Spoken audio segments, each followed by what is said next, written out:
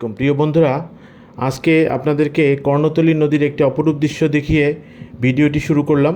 নদীটি মূলত সাভার এলাকার প্রবাহমান ধলেশ্বরী নদী থেকে উৎপত্তি হয়ে তুরাগ নদীতে পতিত হয়েছে। আমরা যে রিভার ভিউ বিল্ডিংয়ের ছাদ থেকে ভিডিওটি ধারণ করেছি, আমরা এই বিল্ডিংয়ের ছাদে একটি 5 কিলোওয়াটের হাইব্রিড সোলার সিস্টেম স্থাপন করেছি। এটি আমাদের রুরাল সান পাওয়ারের ষষ্ঠ অর্থাৎ 6 নম্বর হাইব্রিড সোলার সিস্টেম। এই সিস্টেমটিতে আমরা ব্যবহার করেছি লঙ্গি সোলার প্যানেল, অর্থাৎ যেটি হচ্ছে একদম লেটেস্ট মডেলের অর্থাৎ LR5 মডেলের একটি সোলার প্যানেল, 144 সেলের হাফ কাট সোলার প্যানেল, এবং এটির VOC হচ্ছে 4849 ভোল্ট। এটি PERC সেলের একটি সোলার প্যানেল এবং এটির ইফিসিয়েন্সি 21.5। তো যাই হোক, আপনারা যারা এই সোলার প্যানেল সম্পর্কে জানতে চান তারা অবশ্যই গুগলে LR5 মডেল সিরিজের সোলার প্যানেল লিখে সার্চ করলে আপনারা এটির ডাটাশিট পেয়ে যাবেন। তো আমরা মূলত এখানে 540 ওয়াটের 9টি অর্থাৎ 4860 ওয়াটের সোলার প্যানেল ব্যবহার করেছি। তো এখানে আপনারা অনেকেই ভাবতে পারেন যে সোলার প্যানেল অন্য অন্য জায়গায় আমরা যেভাবে সুন্দর করে স্ট্রাকচার করি এখানে এইভাবে করিনি কেন। আসলে আমাদের যিনি কাস্টমার ব্যাংকার ফয়সাল নোমান ভাই, উনি মূলত ওনার সাথে একটি পূর্বেই শেড ছিল, সেই শেডের উপর সোলার প্যানেলগুলো তিনি স্থাপন করেছেন কিছুটা খরচ কমাতে, অর্থাৎ ওই শেডের উপরে আমরা সোলার প্যানেলগুলো স্থাপন করেছি।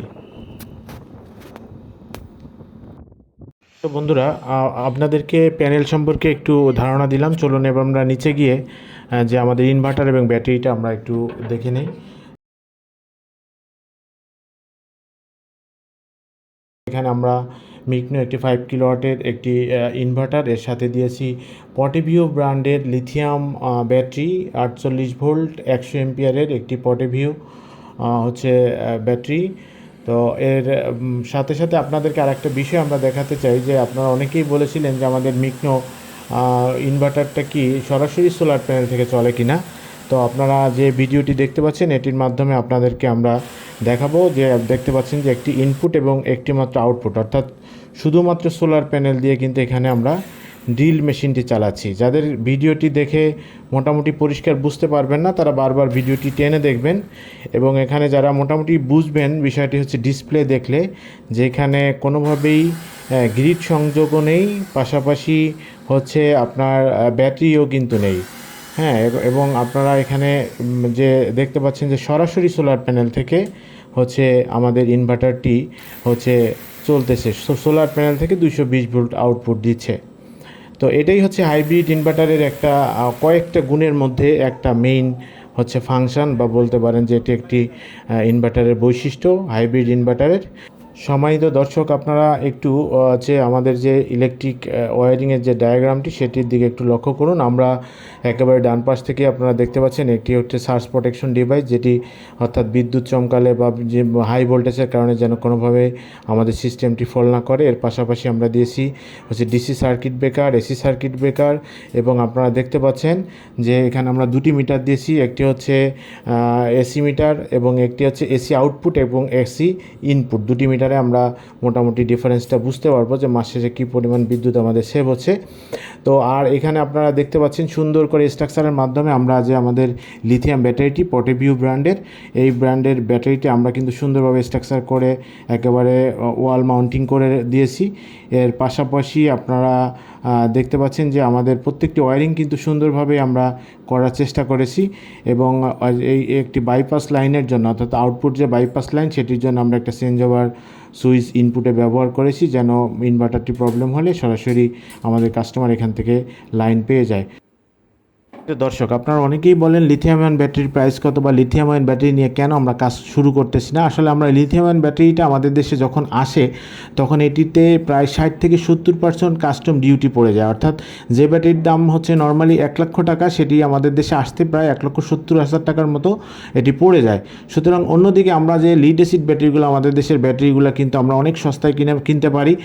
তো সেই হিসাবে কিন্তু আমাদের ব্যাটারিগুলো আবার এখন এক্সপোর্টও হচ্ছে। আমাদের যে লিড অ্যাসিড ব্যাটারিগুলো হ্যামকো, ভলভো, এগুলো কিন্তু কিন্তু বাইরের কান্ট্রিতে এক্সপোর্ট হচ্ছে। সুতরাং আমরা ধরে নিতে পারি যে প্রোডাক্ট আমাদের এক্সপোর্ট হয় সেটা আমরা কেন ইম্পোর্ট করতে যাব। তবে হ্যাঁ, লিথিয়াম আয়ন ফসফেট ব্যাটারি এমন একটি প্রোডাক্ট বা লিথিয়াম আয়ন ব্যাটারিগুলো যেগুলোর উপর হচ্ছে আস্থা রাখা যায়, অর্থাৎ এটি হচ্ছে যদি আপনি সাস্টেইনেবল কোনো প্রজেক্ট করতে চান সোলারের মাধ্যমে, তবে অবশ্যই আপনাকে সেক্ষেত্রে লিথিয়াম আয়ন ফসফেট ব্যাটারি আপনাকে দিতে হবে, অথবা লিথিয়াম আয়রন ফসফেট ব্যাটারিগুলো আপনাকে ব্যবহার করতে হবে।